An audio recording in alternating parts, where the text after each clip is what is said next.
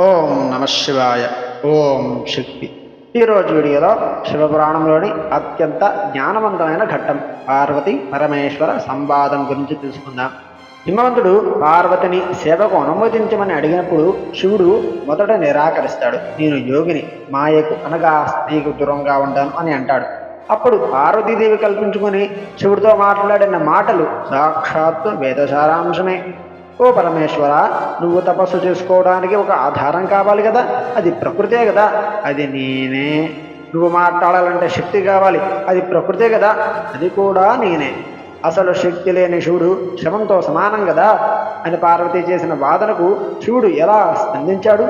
సాంఖ్యయోగం, ప్రకృతి, పురుషతత్వం గురించి వారిద్దరి మధ్య జరిగిన ఈ సంభాషణ చివరకు శివుడు ఆమె సేవను ఎలా చేసింది అనే విషయాలను ఈ వీడియోలో వివరించాను.